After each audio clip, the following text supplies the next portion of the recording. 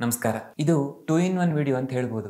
ಯಾಕೆ ಅಂದರೆ ಒಂದು ಸಿಂಪಲ್ ಆದ ಆದರೆ ತುಂಬಾನೇ ಎಫೆಕ್ಟಿವ್ ಆಗಿರುವಂಥ ಹೇರ್ ಆಯಿಲ್ ಮಾಡ್ಕೊಳ್ಳೋದು ಹೇಗೆ ಅನ್ನೋದನ್ನು ಹೇಳ್ಕೊಡ್ತೇನೆ.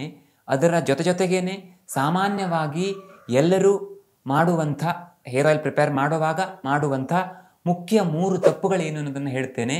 ಅದರಲ್ಲೂ 3ನೆಯ ತಪ್ಪನ್ನು ಸಾಮಾನ್ಯವಾಗಿ ಎಲ್ಲರೂ ಮಾಡ್ತಾರೆ. ಮತ್ತು ಆ ಕಾರಣದಿಂದಾಗೆ ಎಷ್ಟು ಒಳ್ಳೆಯ ಹೇರ್ ಆಯಿಲ್ ಮಾಡ್ಕೊಂಡಿದ್ದೀವಿ ಅಂತ ಅಂದ್ಕೊಂಡ್ರೂ ಹೇರ್ ಫಾಲ್ ಹೆಚ್ಚಾಗತ್ತೆ ಹೊರತು ಕಡಿಮೆ ಆಗಲ್ಲ. ಮತ್ತು ನಿಮಗೆ ಇಂಟ್ರೆಸ್ಟ್ ಇದ್ದರೆ ಡ್ಯಾಂಡ್ರಫ್ಗೆ ಕೂಡ ಒಂದು ಹೇರ್ ಆಯಿಲ್ ಮಾಡ್ಕೊಳ್ಳೋದು ಹೇಗೆ ಅನ್ನೋದನ್ನು ಹೇಳ್ಕೊಡ್ತೇನೆ. ಡ್ಯಾಂಡ್ರಫ್ ಅಥವಾ ತಲೆಹೊಟ್ಟು ಅಂತ ಕಮೆಂಟ್ ಮಾಡಿ. ಈಗ ನಿಮ್ಗೆ ಅನಿಸ್ಬೋದು, ಅಷ್ಟೆಲ್ಲ ಕಷ್ಟಪಟ್ಟು ಎಣ್ಣೆ ತಯಾರು ಯಾಕೆ ಮಾಡ್ಕೊಳ್ಬೇಕು, ಅಂಗಡಿಗೆ ಹೋಗಿ ಒಳ್ಳೆಯ ತೈಲವನ್ನು ತಂದ್ಕೊಳ್ಬೋದಲ್ಲ ಅಂತ. ಆದರೆ ಒಂದಿಷ್ಟು ವಿಚಾರಗಳನ್ನು ನೀವು ನೆನ್ಪಿಟ್ಕೊಳ್ಬೇಕು. ಮೊದಲನೇದಾಗಿ, ಒಂದು ಒಳ್ಳೆಯ ಕ್ವಾಲಿಟಿಯಲ್ಲಿ ತೈಲವನ್ನು ತಯಾರು ಮಾಡ್ಕೊಳ್ಳಿಕ್ಕೆ ಬೇಕಾದಷ್ಟು ಕ್ವಾಂಟಿಟಿಯಲ್ಲಿ ಔಷಧಗಳನ್ನು, ಒಳ್ಳೆಯ ಕ್ವಾಲಿಟಿಯ ಡ್ರಗ್ಸನ್ನು ಹಾಕಿ ತಯಾರು ಮಾಡ್ಕೊಳ್ಳಿಕ್ಕೆ ಸಾಧ್ಯ ಆಗುತ್ತೆ. ಎರಡನೇದಾಗಿ, ಫ್ರೆಶ್ ಜ್ಯೂಸ್ ಎಲ್ಲೆಲ್ಲಿ ಹಾಕಬೇಕೋ ಅಲ್ಲಿ ನೀವು ಹಾಕ್ಕೊಳ್ಳಿಕ್ಕಾಗತ್ತೆ. ಯಾವ ಕಂಪನಿಯವ್ರ ಹತ್ರನೂ ಫ್ರೆಶ್ ಜ್ಯೂಸ್ ಹಾಕಲಿಕ್ಕೆ ಸಾಧ್ಯವೇ ಇಲ್ಲ, ಎಷ್ಟು ಚೆನ್ನಾಗಿ ತಯಾರು ಮಾಡ್ಕೊಳ್ತಾರೆ ಅಂದರೂ ಕೂಡ. ಯಾಕೆಂದರೆ ನಮ್ಮ ಹತ್ರ ಕೂಡ ಭಾಳಷ್ಟು ಬಾರಿ ಫ್ರೆಶ್ ರಸ ಹಾಕಿ ತೈಲವನ್ನು ತಯಾರು ಮಾಡಲಿಕ್ಕೆ ಆಗಲ್ಲ. ಅದು ಸ್ವಲ್ಪ ಕಷ್ಟ ಆಗುತ್ತೆ, ಬೇಕಾದಾಗ ಸಿಗೋದಿಲ್ಲ, ಇದೆಲ್ಲ ಸಮಸ್ಯೆ ಆಗುತ್ತೆ. ಮತ್ತು ಒಳ್ಳೆಯ ಕ್ವಾಲಿಟಿಯ ಎಣ್ಣೆಯನ್ನು ನೀವು ಉಪಯೋಗಿಸ್ಲಿಕ್ಕಾಗತ್ತೆ. ಜೊತೆಗೆ ಈ ಲೋ ಫ್ಲೇಮಲ್ಲಿ, ಸಣ್ಣ ಉರಿಯಲ್ಲಿ ತೈಲ ತಯಾರಾದರೆ ಚೆನ್ನಾಗಿರುತ್ತೆ. ಫ್ಯಾಕ್ಟ್ರಿಯಲ್ಲಿ ತಯಾರು ಮಾಡುವಾಗ ಆ ಥರ ತಯಾರು ಮಾಡಲಿಕ್ಕೆ ಆಗಲ್ಲ. ಹಾಗೆ ಆ ಅಡ್ವಾಂಟೇಜ್ ಕೂಡ ನಿಮಗೆ ಸಿಗುತ್ತೆ. ಮತ್ತು ಪ್ರಾರಂಭದಲ್ಲಿ 1-2 ಸಲ ಸ್ವಲ್ಪ ಹಾಳಾಯಿತು ಇದಾಯಿತು ಅಂತ ಅನ್ನಿಸ್ಬೋದು. ಆದರೆ ಹೋಗ್ತಾ ನೀವು ತುಂಬ ಚೆನ್ನಾಗಿ ತಯಾರು ಮಾಡ್ಕೊಳ್ಳಿಕ್ಕಾಗತ್ತೆ. ನನ್ನ ಪೇಷಂಟ್ಸ್ ಕೆಲವೊಬ್ಬರು ಚೆನ್ನಾಗಿ ತಯಾರು ಮಾಡ್ಕೊಳ್ತಿದ್ದಾರೆ, ಒಳ್ಳೆಯ ರಿಸಲ್ಟ್ ಕೂಡ ಕಂಡಿದ್ದಾರೆ. ಜೊತೆಗೆ ಕಲಿಯುವವರೆಗೆ ಬ್ರಹ್ಮವಿದ್ಯೆ, ಕಲಿತ ಮೇಲೆ ಕೋತಿ ವಿದ್ಯೆ ಅಂತಾರಲ್ಲ, ಹಾಗೆ ಅಷ್ಟು ಸುಲಭ ಆಗಿಬಿಡುತ್ತೆ ನಿಮಗೆ. ಅದು ಅದರ ಖುಷಿನೇ ಬೇರೆ ಅಂತ ಹೇಳ್ಬೋದು. ಎಸ್, ನಿಮ್ಗೆಲ್ಲರಿಗೂ ಇಂಟ್ರೆಸ್ಟ್ ಇದೆ ಅಂತ ಅಂದ್ಕೊಂಡಿದ್ದೇನೆ. ಈಗ ಏನೇನು ಹಾಕಬೇಕು, ಎಷ್ಟೆಷ್ಟು ಹಾಕಬೇಕು ಅನ್ನೋದನ್ನು ನೋಡೋಣ. ಮೊದಲನೇದಾಗಿ, ತೆಂಗಿನ ಎಣ್ಣೆ ಒಂದು 100 ml ಹಾಕ್ಕೊಳ್ಳಿ. ಇದು ಪ್ರಾರಂಭದಲ್ಲಿ ಮಾಡ್ತಿರೋದ್ರಿಂದ ಫಸ್ಟಿಗೆ ಅಷ್ಟೇ ಸಾಕು, ತುಂಬ ಕ್ವಾಂಟಿಟಿಯಲ್ಲಿ ಮಾಡೋದು ಬೇಡ. ತೆಂಗಿನ ಎಣ್ಣೆ 100 ml ಹಾಕ್ಕೊಳ್ಳಿ. ತೆಂಗಿನ ಎಣ್ಣೆ ಗಾಣದಿಂದ ತಂದಿದ್ದಾಗಿರಬೇಕು, ನಿಜವಾದ ತೆಂಗಿನ ಎಣ್ಣೆ ಆಗಿರಬೇಕು. ಒಂದು ವೇಳೆ ತೆಂಗಿನ ಎಣ್ಣೆ ನಿಮ್ಗೆ ಅಂತ ಸಿಗೋದಿಲ್ಲ ಅಂದರೆ ಎರಡನೇ ಆಪ್ಷನ್ ಎಳ್ಳೆಣ್ಣೆ, ಅದು ಕೂಡ ಶುದ್ಧವಾದ್ದು, ಗಾಣದಿಂದ ತಂದಿದ್ದಾಗಿರಬೇಕು. ಇದು ಎರಡರಲ್ಲಿ ಒಂದನ್ನು ಮಾತ್ರ ಬಳಕೆ ಮಾಡಿ, ಬೇರೆ ಯಾವ ತೈಲಗಳು ಬೇಡ. ಆಮೇಲೆ ಎರಡನೇದಾಗಿ, ಇವೆಲ್ಲ ನೀವು ಒಂದು ದೊಡ್ಡ ಪಾತ್ರೆಗೆ ಹಾಕ್ಕೊಳ್ತಾ ಇರೋದು. ಎರಡನೇದಾಗಿ, ನೆಲ್ಲಿಕಾಯಿಯ ರಸ 100 ml. ನೆಲ್ಲಿಕಾಯಿಯ ರಸದಲ್ಲಿ 2 ಸಮಸ್ಯೆ ಇದೆ. ಒಂದು, ಫ್ರೆಶ್ ನೆಲ್ಲಿಕಾಯಿ ಸಿಗಬೇಕು, ಎಲ್ಲ ಟೈಮಲ್ಲಿ ಸಿಗಲ್ಲ. ಎರಡನೇದು, ಆ ನೆಲ್ಲಿಕಾಯಿ ರಸ ತೆಗೆಯೋದಿದೆಯಲ್ಲ, ಇದು ತುಂಬ ಕಷ್ಟದ ಕೆಲಸ. ಈಗ ನಿಮ್ಮಲ್ಲಿ ಜ್ಯೂಸರ್ ಎಲ್ಲ ಇದ್ದರೆ, ಈಗ ಸುಜಾತ ಮಿಕ್ಸರೆಲ್ಲ ಜ್ಯೂಸರ್ ಬರುತ್ತೆ, ಆ ಥರ ಜ್ಯೂಸರ್ ಥರದ್ದು ಅಥವಾ ಈ ಜ್ಯೂಸ್ ಎಕ್ಸ್ಟ್ರಾಕ್ಟ್ ಮಾಡುವಂಥದ್ದು ಇದ್ದರೆ ಅದರಿಂದ ಮಾಡ್ಕೊಳ್ಬೋದು. ಆದರೆ ಜಜ್ಜಿ ಹಾಗೆ ರಸ ತೆಗೆಯೋದಿದೆಯಲ್ಲ, ತುಂಬ ಕಷ್ಟ. 100 ml ನಾವು ನೀರು ಹಾಕದೇ ರಸ ತೆಗೆದಿದ್ದಾಗಿರಬೇಕು. ಹಾಗಾಗಿ ಅದು ಅಷ್ಟು ಸುಲಭ ಅಲ್ಲ. ನೀವು ಅದರ ಬದಲಿಗೆ ಒಂದು ವೇಳೆ ಆದರೆ ತುಂಬ ಅದ್ಭುತ ರಿಸಲ್ಟ್ ಸಿಗುತ್ತೆ. ಒಂದು ವೇಳೆ ಅದಾಗಲಿಲ್ಲ ಅಂದರೆ ಪರವಾಗಿಲ್ಲ, ನೆಲ್ಲಿಕಾಯಿಯ ಕಷಾಯ ಮಾಡ್ಕೊಳ್ಳಿ. 25 ಗ್ರಾಮ್ ನೆಲ್ಲಿಕಾಯಿ, ಅದಕ್ಕೆ 400 ml ನೀರು ಹಾಕಿ ಕುದಿಸಿ 100 mlಗೆ ಬದಿಸಿ ಅದನ್ನು ಸೋಸಿ ಪಕ್ಕದಲ್ಲಿ ಇಟ್ಕೊಳ್ಳಿ. ಆ ಏನು ಸೋಸಿದ್ದಿರತ್ತಲ್ಲ ಅದನ್ನು ಈ ಎಣ್ಣೆಗೆ ಹಾಕಬೇಕು. ಇದೇ ಥರ 3ನೇ ಇಂಗ್ರೀಡಿಯೆಂಟ್ ಭೃಂಗರಾಜದ ರಸ. ಅದನ್ನು ಆರಾಮಾಗಿ ರಸ ತೆಗಿಬೋದು. ಅದಕ್ಕೆ ನೀವು ಭೃಂಗರಾಜವನ್ನು ಬೆಳ್ಕೊಂಡಿರಬೇಕು. ಇಲ್ಲ ಅಂದರೆ ಮತ್ತದೇ ಪರಿಸ್ಥಿತಿ, ಗ್ರಂಥಿಗೆ ಅಂಗಡಿಯಿಂದ ಭೃಂಗರಾಜವನ್ನು ತಂದು ಅದಕ್ಕೆ 25 ಗ್ರಾಮ್ ಭೃಂಗರಾಜಕ್ಕೆ 400 ml ನೀರು ಹಾಕಿ 100 mlಗೆ ಬದಿಸಿ ಸೋಸಿ ಅದನ್ನು ಕೂಡ ಈ ತೆಂಗಿನೆಣ್ಣೆ ಮತ್ತು ನೆಲ್ಲಿಕಾಯಿ ರಸ ಹಾಕಿದ್ದೀವಲ್ಲ ಅದಕ್ಕೆ ಇದನ್ನು ಕೂಡ ಹಾಕಬೇಕು. ಇದಾದ ಮೇಲೆ ಕರಿಬೇವಿನ ರಸ ಒಂದು 100 ml ಹಾಕಬೇಕು. ಇದು ಕೂಡ ಕರಿಬೇವನ್ನು ಆರಾಮಾಗಿ ತಂದು ನೀವು ರಸ ಮಾಡ್ಕೊಳ್ಬೋದು. ಕರಿಬೇವು ಫ್ರೆಶ್ ಸಿಗುತ್ತೆ. ಸೊ ಅದರ ರಸವನ್ನು ಅಟ್ಲೀಸ್ಟ್ ಅದನ್ನಾದರೂ ನಾವು ಫ್ರೆಶ್ ಮಾಡಿ ಹಾಕೋಣ. ಅದರ ರಸವನ್ನು ಹಾಕಬೇಕು. ಇಲ್ಲಿ ಕರಿಬೇವು ಸುಲಭವಾಗಿ ರಸ ಬಿಡೋದಿಲ್ಲ, ಭೃಂಗರಾಜ ಸುಲಭವಾಗಿ ರಸ ಬಿಡುತ್ತೆ. ಸೊ ಕರಿಬೇವಿದೆಯಲ್ಲ, ಅದಕ್ಕೆ ನೀವು ಏನು ಮಾಡ್ಬೋದು ಅಂತಂದರೆ ಅಳತೆ ಮಾಡ್ಕೊಳ್ಬೇಕು. ಮೊದಲೇ 100 ml ನೀರು ತಗೊಂಡು ಆ ಕರಿಬೇವಿಗೆ ಹಾಕಿ ರಸ ಹಿಂಡಬೇಕು. ಹಿಂಡ್ತಾ ಆ ನೀರಿನ ಪ್ರಮಾಣದ ಹೊರತಾಗಿ ಮತ್ತೆ ನಮಗೆ ರಸ ಸಿಗಬೇಕು.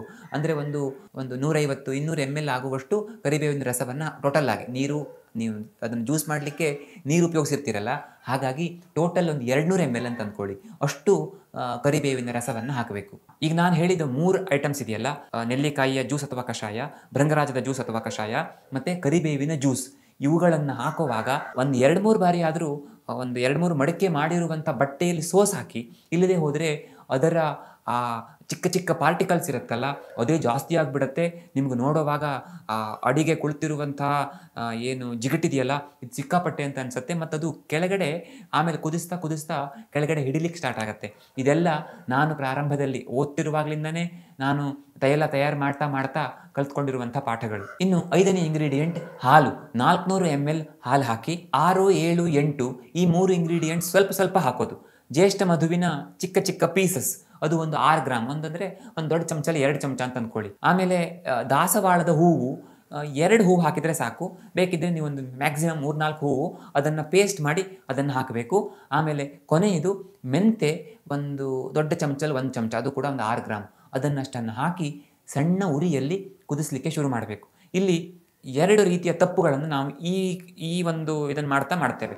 ಮೊದಲನೇ ತಪ್ಪು ಏನು ಅಂತಂದರೆ ವೆರಿ ಇಂಪಾರ್ಟೆಂಟ್ ಆಗಿರುವಂಥ ಇಂಗ್ರೀಡಿಯೆಂಟ್ಸನ್ನು ಯೂಸ್ ಮಾಡದೇ ಇರೋದು. ಅಂದರೆ ಉದಾಹರಣೆಗೆ ನೆಲ್ಲಿಕಾಯಿ. ಭಾಳಷ್ಟು ಜನ ನೆಲ್ಲಿಕಾಯಿಯನ್ನು ಉಪಯೋಗಿಸೋದೇ ಇಲ್ಲ.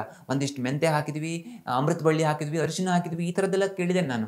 ಅಮೃತ ಬಳ್ಳಿ ಅರಿಶಿನ ಎಲ್ಲ ಹೇರ್ ಆಯಿಲ್ ಆಗಿ ತುಂಬ ಒಳ್ಳೆಯ ಔಷಧಿ ಇದ್ದಿರ್ಬೋದು, ಹೇರ್ ಆಯಿಲ್ಗೆ ಅಷ್ಟೊಂದು ಯೂಸ್ಫುಲ್ ಆಗ್ಲಿಕ್ಕೆ ಸಾಧ್ಯ ಇಲ್ಲ. ಆದರೆ ನೆಲ್ಲಿಕಾಯಿ ಹಾಕದೇನೆ ಹೇರ್ ಆಯಿಲ್ ಮಾಡೋದು ಅಂತ ನನ್ನ ಪ್ರಕಾರ ದೊಡ್ಡ ಅಪರಾಧ. ಯಾಕೆಂದರೆ ನೆಲ್ಲಿಕಾಯಿಯಲ್ಲಿ ಬೇಕೇ ಬೇಕು ಕೂದಲಿಗೆ. ನೆಲ್ಲಿಕಾಯಿಯನ್ನು ತಿನ್ನೋದು, ನೆಲ್ಲಿಕಾಯಿಯನ್ನು ತಲೆಗೆ ಹಾಕೋದು ಮಾಡಿದರೆ ಹೇರ್ಸ್ ತುಂಬ ಚೆನ್ನಾಗಿ ಬೆಳೀಲಿಕ್ಕೆ ಹೆಲ್ಪ್ ಆಗುತ್ತೆ. 2ನೇ ತಪ್ಪು ಯಾವುದು ಅಂತಂದರೆ ಯಾವ್ಯಾವುದನ್ನು ಎಷ್ಟೆಷ್ಟು ಪ್ರಮಾಣದಲ್ಲಿ ಹಾಕಬೇಕೋ ಅದಕ್ಕಿಂತ ತುಂಬ ಕಡಿಮೆ ಹಾಕೋದು ಅಥವಾ ತುಂಬ ಹೆಚ್ಚು ಹಾಕೋದು, ಇದು 2 ತಪ್ಪು. ಹಾಗಾಗಿಯೇ ನಾನು ನಿಮಗೆ ಸರಿಯಾಗಿ ಎಷ್ಟೆಷ್ಟು ಪ್ರಮಾಣದಲ್ಲಿ ಹಾಕಬೇಕು ಅನ್ನೋದನ್ನು ಹೇಳ್ತಾ ಹೋಗಿದ್ದು. ಸರಿ, ಎಲ್ಲ ಇಂಗ್ರೀಡಿಯೆಂಟ್ಸನ್ನು ಹಾಕ್ಕೊಂಡಾಯಿತು. ಅಂದರೆ ಕಷಾಯ ಬೇರೆ ಬೇರೆ ಎಲ್ಲ ಮಾಡಿಟ್ಕೊಂಡು ಇಲ್ಲಿ ಎಣ್ಣೆ ಜೊತೆಗೆ ಇದನ್ನೆಲ್ಲವನ್ನು ಇಂಗ್ರೀಡಿಯೆಂಟ್ಸನ್ನು ಹಾಕಿದ್ದಾಯಿತು. ಇಷ್ಟು ಹಾಕಿದ ಮೇಲೆ ಸಣ್ಣ ಉರಿಯಲ್ಲಿ ಅದನ್ನು ಕುದಿಸ್ಲಿಕ್ಕೆ ಪ್ರಾರಂಭ ಮಾಡಬೇಕು. ಅದು ಸಣ್ಣ ಉರಿಯಲ್ಲಿ ಕುದಿದು ಕುದಿದು ಕುದಿದು ಎಲ್ಲಿಯವರೆಗೆ ಕುದಿಬೇಕು ಅಂತಂದರೆ ನೀರಿನ ಅಂಶ ಎಲ್ಲ ಆವಿಯಾಗಿ ಹೋಗಬೇಕು.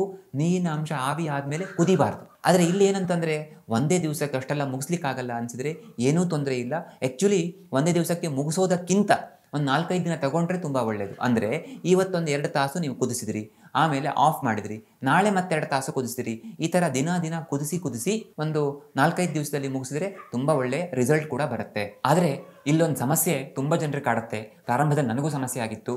ಏನಂದರೆ ಆ ಎಣ್ಣೆಯ ಜೊತೆಗೆ ಇಷ್ಟೆಲ್ಲ ಹಾಕಿರ್ತೀವಲ್ಲ, ನೀರಿನ ಅಂಶ ಪೂರ್ತಿಯಾಗಿ ಆವಿ ಆಯಿತು ಅಂತ ಗೊತ್ತಾಗೋದು ಹೇಗೆ? ನನಗೆ ಮೊದಲನೇ ಬಾರಿ ಮಾಡಿದಾಗ ಹೇಗಾಗಿತ್ತು ಅಂದರೆ, ನಾನು ಎಣ್ಣೆ ಚೆನ್ನಾಗಾಯಿತು ಅಂತ ಎಲ್ಲ ತೆಗೆದು ಇದಿಟ್ಟರೆ ಆ ಎಣ್ಣೆಯ ಕೆಳಗಡೆ ನೀರು ಹಾಗೆ ಇತ್ತು. ಒಂದು ಸ್ವಲ್ಪ ದಿನದಲ್ಲಿ ಎಣ್ಣೆ ಹಾಳಾಗೋಯ್ತು. ಆದರೆ ಅಲ್ಲಿ ಒಂದು ಸಿಂಪಲ್ ಟ್ರಿಕ್ ಏನಂತಂದರೆ, ಒಂದು ಮಾಡ್ತಾ ಗೊತ್ತಾಗ್ತಾ ಹೋಗುತ್ತೆ.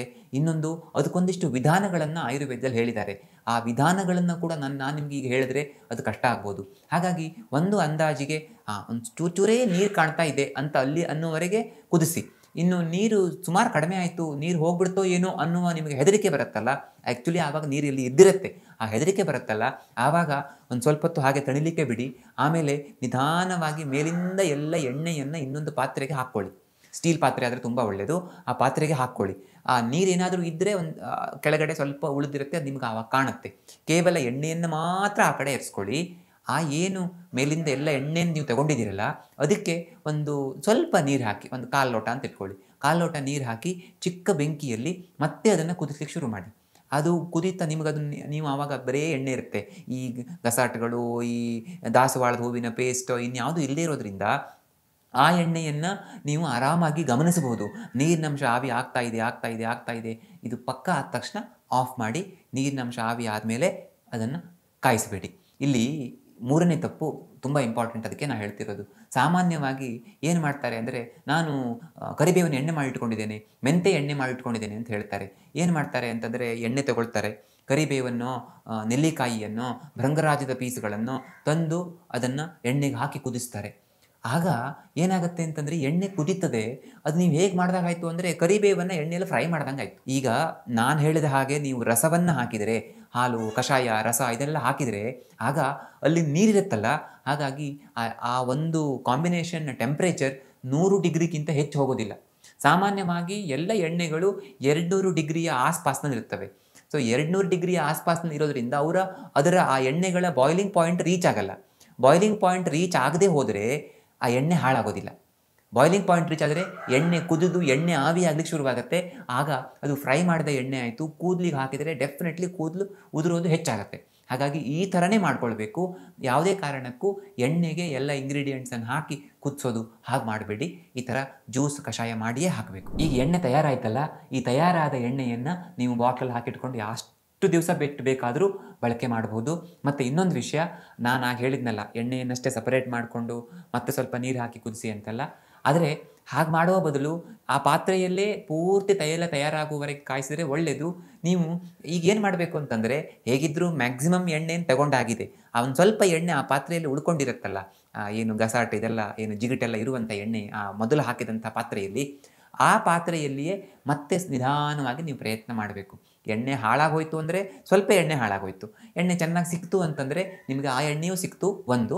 ಇನ್ನೊಂದು, ನಿಮಗೆ ಕಲೀಲಿಕ್ಕೆ ಸಾಧ್ಯ ಆಗುತ್ತೆ. ಮತ್ತು ಹೋಗ್ತಾ ಹೋಗ್ತಾ 2ನೇ ಬಾರಿ 3ನೇ ಬಾರಿ ಮಾಡುವಾಗ ನೀವು ಅದೇ ಪಾತ್ರೆಯಲ್ಲೇ ಪರ್ಫೆಕ್ಟಾಗಿ ಮಾಡ್ತೀರಿ. ನೀವು ತಯಾರು ಮಾಡಿದಂಥ ಎಣ್ಣೆ ಯಾವ ಥರ ಆಯಿತು ಅಂತ ಹೇಳಿ, ಅದರ ರಿಸಲ್ಟ್ ಹೇಗಿತ್ತು ಅನ್ನೋದನ್ನು ಕೂಡ ಮತ್ತೆ ಬಂದು ಈ ವಿಡಿಯೋಕ್ಕೆ ಕಮೆಂಟ್ ಮಾಡಿ ನೀವು ತಿಳಿಸಬೇಕು. ಮುಂದಿನ ವಿಡಿಯೋದಲ್ಲಿ ಮತ್ತೆ ಸಿಗೋಣ. ಧನ್ಯವಾದ.